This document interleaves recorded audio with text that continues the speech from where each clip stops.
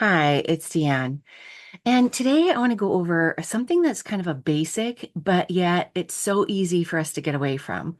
And that is being aware of these limited beliefs that we come up with and what do we do about it? I mean, all day, every day, right? It's about 300 times a day that we end up having some kind of judgment or assessment, but maybe it's judgmental and critical of yourself or another. So let's talk about yourself first. The goal is that we can be aware of when we're doing this. And one of the quickest ways we become aware of that we've got some kind of limited belief going on is that we get hit with a strong emotion. Now, I think this is different when we have grief, right? You're sad because somebody is sick or somebody has died or they're moving away. This is not the strategy for that. But for everything else, so you get some kind of strong, like, or like disappointment or guilt or frustration, irritation, then for a moment, just let it be, right? Like, okay, nothing bad is happening. You're not putting a hole in the door or screaming at somebody. You're just going to observe for like a minute or two. And maybe you have to take some deep breaths or do some squeeze release or stomp in place or growl in a pillow or whatever you need to do to just let it be there. But ideally, for a minute or two, you just let it be. It's like a wave coming through and it's going to hit the shore and it'll be done. And for a lot of times, that's just enough. But if not, there's many more tools we'll talk about. For example, get a little more curious. Huh, I'm really mad about that. Or, huh, I'm really expected myself to act different there. And then get even more curious. Who is it that's having this emotion right now? Who's having the thought, I should have done this differently? Who is it? And try to feel into yourself. It actually helps you distant from, right? Instead of being hijacked and like on that speed train of that's the only thought to have, all of a sudden you're over here and you're watching, like, oh, some part of me's on that train. Some part of me's on the hypercritical train. Some part of me's on the pissed off train. And it helps you start to distance from it, which can help us get blood back in our prefrontal cortex and assess the situation different. But we're not going to rush that. We're just going to be with it for a moment. Okay. So observe it, get a little more curious, just allow it, do some distress tolerance if you need to, but then get curious. Who is it that's having this emotion? Who is it that's having this thought? And then notice the story you're telling yourself.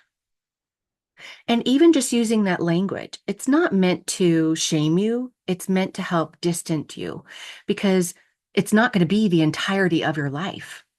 Now, that can be really tough if you've defined yourself. And this is what we do, right? The ego mind defines ourself. Now, on a good side, it's, oh, I'm, honest, I'm determined, I'm capable.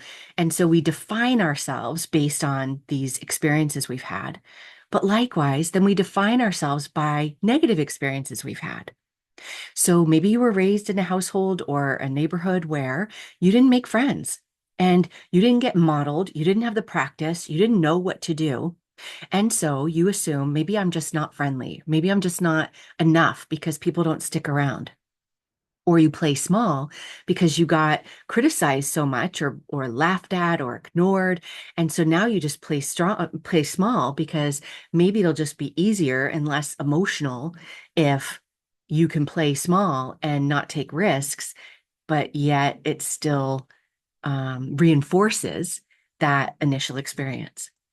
So the story I'm telling myself is those are all examples. And it starts to separate you from, like, I'm me. I'm this human being, or I'm on this soul's journey, however you experience yourself. And the thing that I'm occupied by right now is, or the conclusion I'm making right now is, and then play with it a little bit more.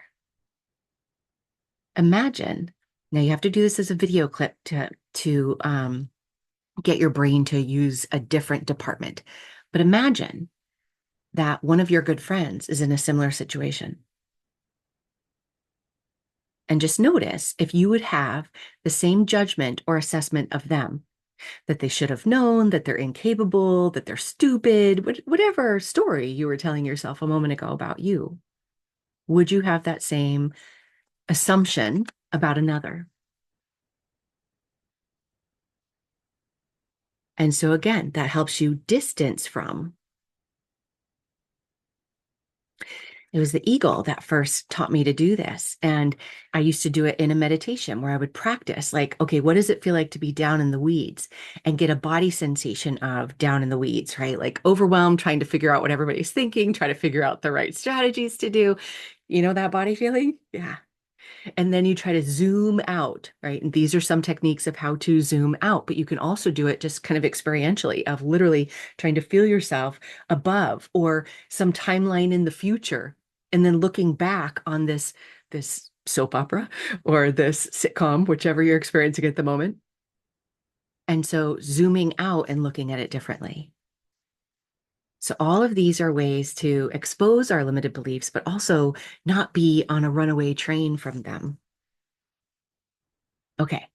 So now I want you to get even more curious. So fascinated, right? Like, oh, how interesting that I have told myself this story. But even more so, doing the magic wand is going to help you get to like what's even further underneath that if it's not obvious yet. Okay. For some of you, as soon as you start to tap into it, you'll get a body feel and you'll go, oh, yeah, I'm playing out that thing of I've got to be responsible for everything to try to feel like I'm enough, you know. And then there's a kid self that maybe you nurture and take care of. For today, we're going to stay on more of the mental process of what to do. So get fascinated about, okay, if I had a magic wand, here's how I would change this situation. This is how people would think of me. This is what they would have done instead. So in some ways, you're not holding yourself accountable to be responsible yet. You're just like, they should, or if only they would, you know, understand it this way, or if they would appreciate me, or whatever the thing is, okay? Magic wand it for a moment. Play it out as if you just get whatever you want in this situation. Okay. And as you do that, then start saying, so that, you know, like I want them to do this behavior so that I want them to have this belief about me so that, and keep doing it until you can get to what sense of yourself are you looking for? So that I can feel peaceful, so that I can know I'm enough, so that I can show up and it's safe to be me, like I'm acceptable as I am. And then you can try the same thing about yourself. Now, this can be a little harder because a lot of times we react in a certain way because we don't know better, right? Or because it's not readily available to us how we want to proceed in a way that's maybe healthier for us. But give it a try now. So, magic wand, if I had my best self in this situation, here's the actions I would have liked to have done. Here's the thoughts, or, you know, here's how I would have liked to be dictating in my mind, which might include like, oh, interesting, or oh, fascinating that I feel the urge to convince them. Okay, let that play out and do the same thing. And notice so that I get to experience myself as okay. And now that you have that, then I want you to look at what can I do with what I have right now? So if it's then I would feel respected by these people, or, you know, then I would be appreciated, and then I wouldn't be so flustered. Like, okay, then what do you have complete control over? If you kept doing the so that, which things of that do you have complete control over? Now, it's not going to solve the whole situation. This is about changing your limiting beliefs and being hijacked by them. So if you want to experience yourself as respected, let's say, then what can you do that is more respectful to yourself? And getting up and cleaning up after other people and then feeling like you're pissed off because you don't feel appreciated is not a way to respect yourself. So it might be something like I get up and I do a 2-minute body scan, or I get on my vibration machine, or do my red light, or drink my water, or, you know, like you do your thing first. And then feel free to take that with the others. Like, I want to feel acceptable. Okay, then what kind of people or what thing can you engage in that you feel acceptable? What can you give yourself permission?